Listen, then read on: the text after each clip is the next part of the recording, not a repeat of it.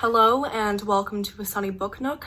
Today I wanted to make a video recommending all of the nonfiction that I think that everyone should read. And by everyone, I mean everyone, but especially people who call themselves progressives or socialists or communists or revolutionaries or social justice leaders, anything, activists. These are books that I think you should read. I think that it's particularly timely because of the recent tragedies of the murder of Ahmaud Arbery and Breonna Taylor and George Floyd and Tony McDade and countless others whose murders and whose experiences of brutality at the hands of the white supremacist state have not been recorded and have not become hashtags. With that, I also want to acknowledge my privilege as a non-Black person speaking about this at all, and I want to plug all of the donation links that you've been seeing going around to support organizations and just money accounts to bail out people who've been arrested for protesting and rioting, and also just organizations that work towards helping incarcerated people and people of color, specifically Black people. I also wanted to make this video now because I think that in moments of crisis, people become radicalized, right? And people become politically reawakened or awakened, and there's a movement that is growing across the world and that has been building up to this. And we've been seeing for the past 10, 20, 50, 100 years, the accumulation and the manifestation of white supremacist capitalism and the violence that comes with that. And I think that these books break down and deconstruct all of these things to create a better and more fundamental understanding of the world that is around us and how we can fight to create a better world. So the first book I wanted to recommend is something that I've already talked about, but it's Revolution Manifesto, Understanding Marx and Lenin's Theory of Revolution. And the first half of this book is a collection of essays that gives context to other historical texts throughout this book, and also talking about more timely issues and current events and addressing the race and gender and sexuality elements that are implied within the text and pulling it out and examining them. And it also deconstructs American history in this really phenomenal way. There's this one essay that I just really love from here, but it also includes The State and Revolution by Lenin. And I think that this book, The State and Revolution is like, a pretty slim piece of socialist, communist, leftist, whatever theory that is essential reading and really deconstructs the idea and the ideology and the historical presence of democratic socialism and democratic socialist parties and why they don't really work.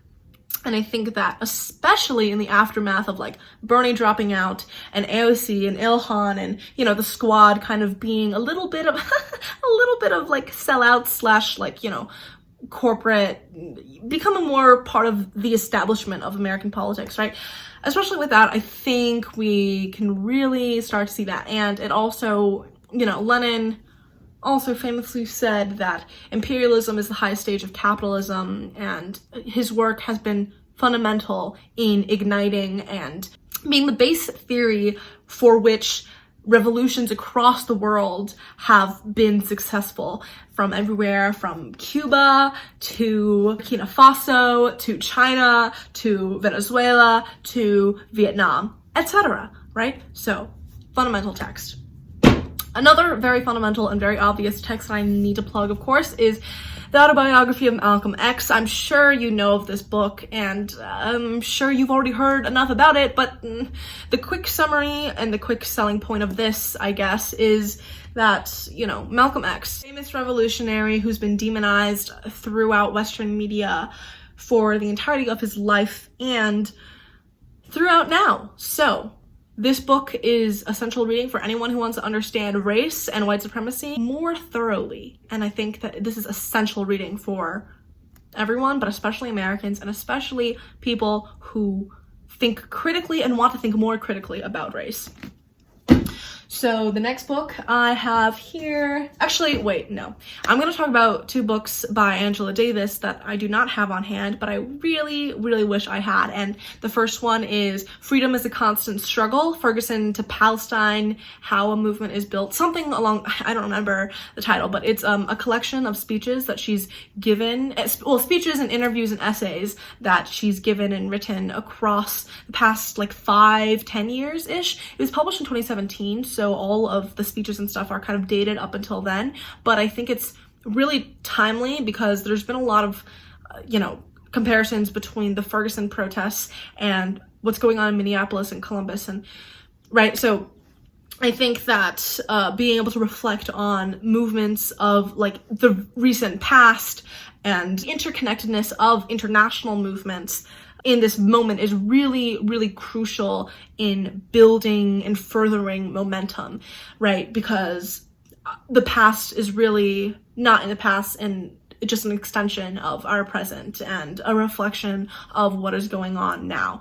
So this book just is so wonderful because, of course, it's Angela Davis's own words, of course. So she talks about her own life and her own experiences and her own beliefs and her own ideologies that really deconstructs this like symbolic kind of liberalized idea of who she is and what her politics were and what she believed. I think that the iconic imagery of Angela Davis has kind of become so kind of ubiquitous within like social justice circles and on social media and in general and various like quotations and stuff that we really do not acknowledge that Angela Davis was and is a communist and was and is a prison abolitionist and is a radical, like fundamentally is very radical. And I think that that is a key part of her identity that often gets glossed over in celebrations of her. And this is true for so many other people and Black activists of the past that have been heralded as heroes now, but in their time were not. And I think this book goes into that really well as well. If I am to talk about the things that I liked most about this book is her addressing of, first of all, how history functions as an apparatus of oppression as well, and the way that the movements of the past have become fundamentally boiled down to a couple names that feel like so trademarked and corporatized that it kind of acts as a barrier from actually, change and moving forward. Like the ubiquitousness of Martin Luther King Jr., while his messages and his ideas for the world have still not been fully realized. That's the first thing that I really loved about this book. And the second thing is how she very succinctly breaks down the international implications of every freedom struggle. And as the title might imply, how the struggles against Israeli occupation and military force and apartheid in Palestine is reminiscent and parallel to the struggles against apartheid in South Africa and the struggles against segregation and Jim Crow in America. And I think that she talks about that so well.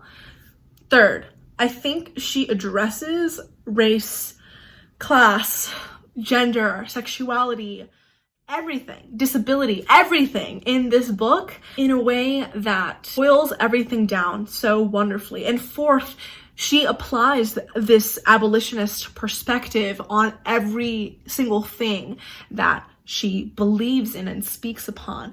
But she does it with grace and empathy and welcomingness that does not feel exclusive or exclusionary whatsoever. And it's incredibly inviting and I think deeply reminiscent and deeply reflective of the values of the histories of Black radicalism and socialism.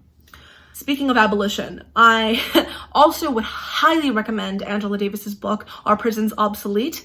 This is a fundamental text regarding prison abolition and how prison is fundamentally not good and how we can reimagine a world that doesn't rely on punishment and putting people in cages to be safe. Because, and she also, of course, in this book talks about how prisons and police actually don't create safety. It only creates an illusion of safety to like white people and bourgeois classes. So this book, fundamental text.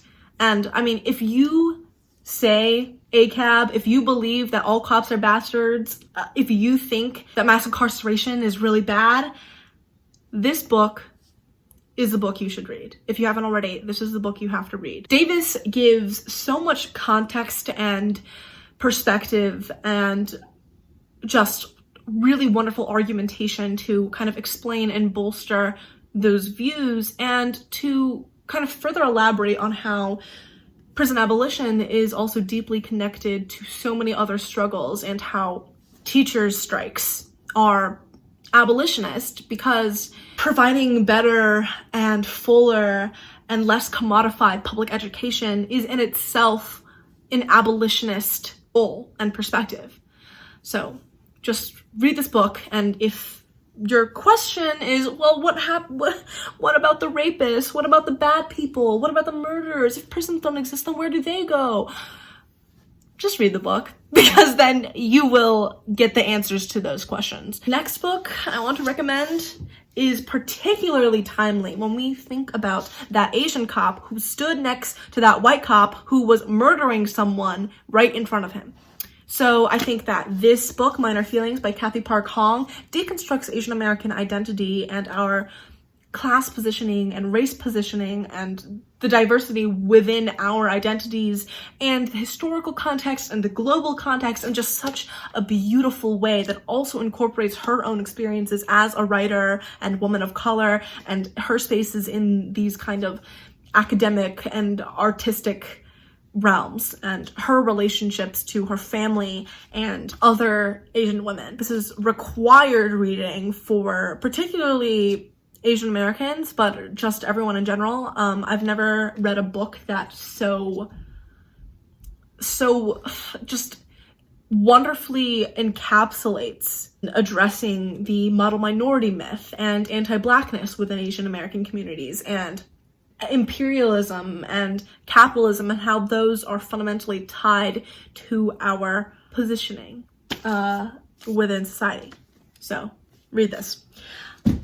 And the final book that I have is not particularly focused on racial injustice, I would say, but rather it's more of a analysis of how global capitalism is destroying our planet. And that is This Changes Everything by Naomi Klein. I just got this book, which is why it's not totally marked up, because as soon as I get the chance to reread this, I will, and my highlighter and my pen will be coming with me in that journey.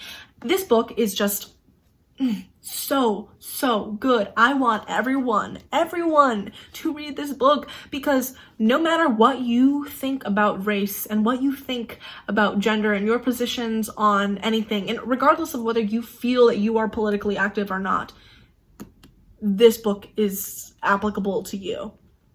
Because we all live on the planet, and the planet is being destroyed by humans. And this book talks about it in depth and analyzes all the ways that we are destroying it and how we can stop it.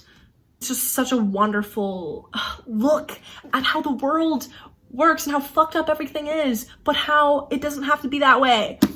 So I also think that this book does a really good job at talking about environmental racism and how crucial Indigenous sovereignty and activism is in regards to the climate change crisis.